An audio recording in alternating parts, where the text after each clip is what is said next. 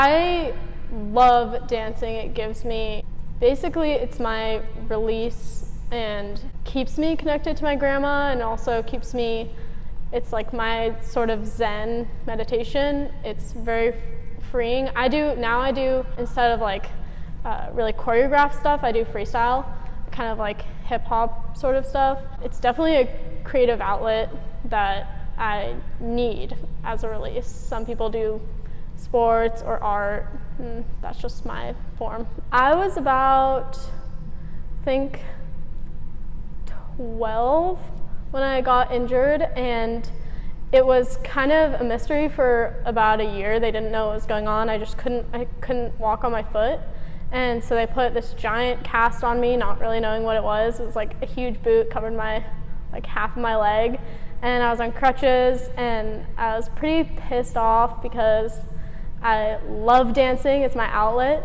and so being not only disabled for a year, but also them not knowing what was wrong. Turns out I have a bone cyst, which means I have it's like a hollow bone in your foot.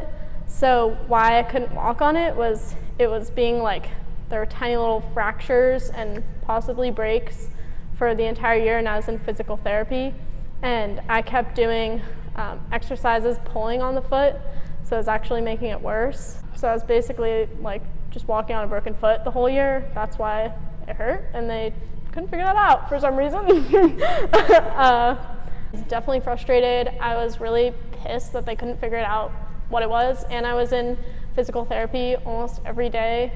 It definitely ruined my professional career because dance is such a competitive sport, and the injury affected my career because it stopped me from going professional. So that's why injuries, when you're in athletics or dancing or whatever it is, like injuries are really detrimental, and they can ruin that for you because your body is your instrument to use. So if you break that, you're kind of screwed.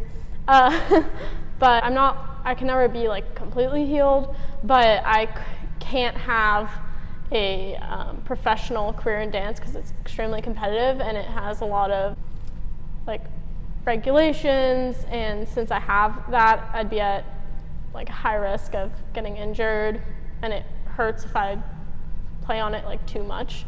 So definitely ruined the professional aspect of my dancing life. I was really pissed off because, you know, dancing, I'm so passionate about dancing that I was definitely really driven by probably anger and also wanting to get back to dancing, because when you are on crutches for so long, you feel really debilitated, like you can't have your own, like I felt like I was losing my life and kind of a big purpose. I know I was young, but it was kind of like a huge purpose. Also, that was around when my grandma died, so she was also my rock of dance and pushing me and telling me I could do it. Like the rest of my family doesn't dance or know anything about dance.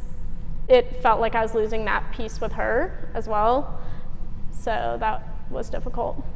Yeah. My grandma passed away about 5 years ago.